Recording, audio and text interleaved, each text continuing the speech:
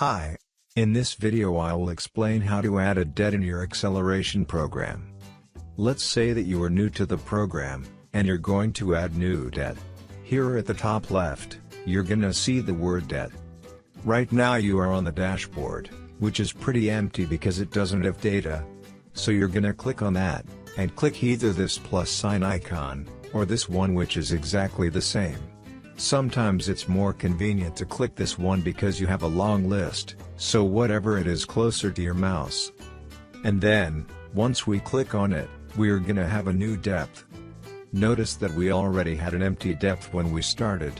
That's perfectly right, perfectly normal, and actually you don't have the need to click the plus sign to add a new one, but to fill in the other one, but I did it to show you how to add. Now, another thing that you should set is your depth monthly budget. When you start the program, the depth monthly budget is essential, all the income that you have to pay depth, and that could be including savings, because you're gonna control your savings inside the program. But fewer incidentals, you know what you have in your pocket, to buy things like a newspaper or something.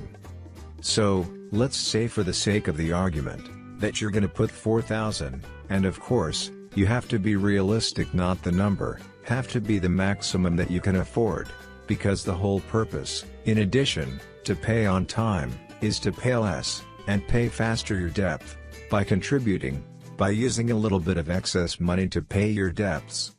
Okay, once we do that, we need to fill some fields. Not all the fields need to be filled at any one time, but the creditor. So for example, if he's, let's say, his store card with Sears, I can type Sears. I can type Sears. And then here, I don't need to put the full number if I don't want to.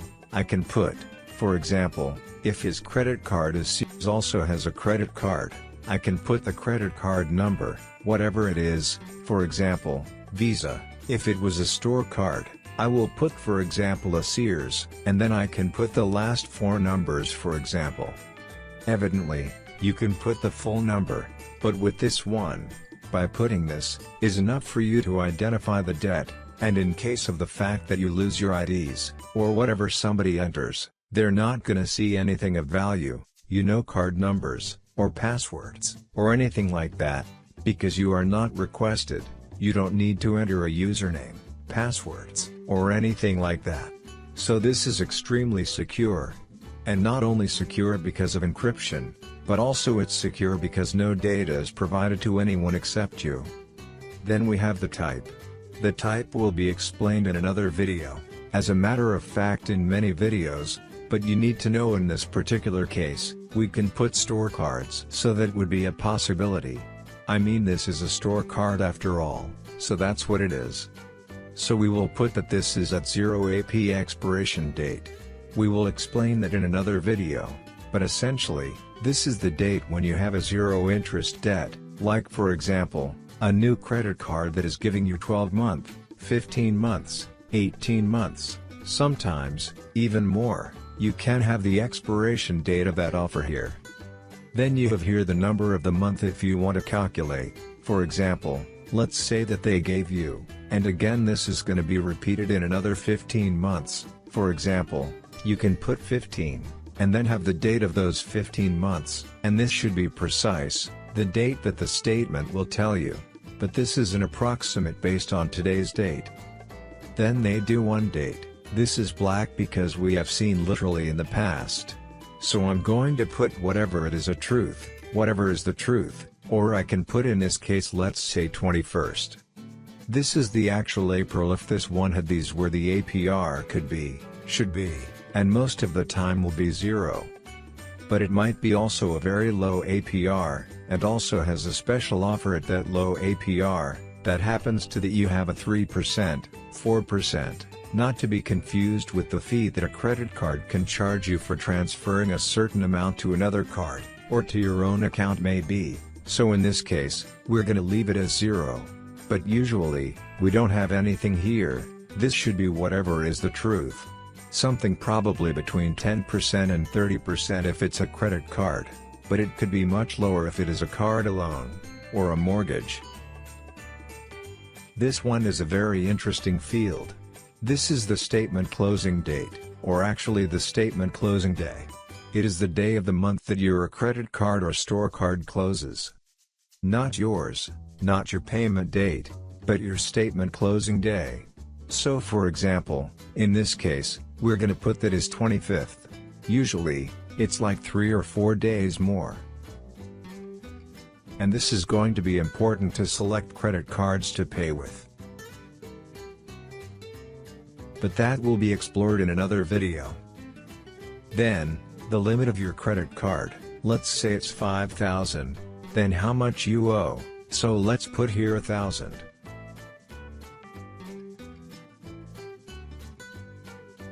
Here you can see that you can add the amount, enter the reason if you want to control that, or you can put the amount owed, without relating every item that you buy. So in this case, I'm gonna put some shirts and I'm gonna put the amount 250. And I'm gonna click add. So I have the $250 here, in this entry, and I have those entries here in the notes.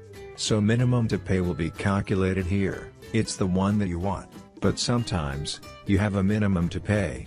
Let's say it's $25, if it is $25 when you click submit, it is going to be here the minimum of 25. In spite of that 250 divided by the number of months that we have, here will be 17, but if you have a minimum, well then that is the minimum. You cannot pay less than the minimum. So this one will be changed as appropriate. And then the status, in this case, is to be paid, which is usually what happens when you enter a new depth, and then you have these 4 checkboxes. These 4 checkboxes are to ignore the payments, so, for example, let this emit these changes. So they're essentially, so after I entered the 25, you see now I have a minimum of $25 here. So for example, in this particular case is 25, because the actual amount would have been less than 25, because the minimum is 25. The program tells you to pay 25, but you can ignore it. And maybe let's say or put $50 here in spite of everything. And you can see automatically the program is putting ignore once, and then the next month we'll come back to the correct amount whatever it is, because you're gonna have probably all the expenses by next month. But you can also put ignore. In case that you want to ignore the advice totally, and wants to pay $50.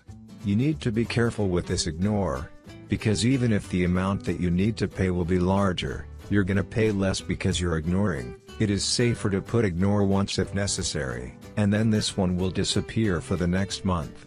So ignore once, yes, this is the IO letter. Then this one is force. Force means that you want to pay the full amount that is usually used in insurance, utilities, etc. So anything, your mobile bill, for example, anything that you need to pay in full. If this was the case, which is not.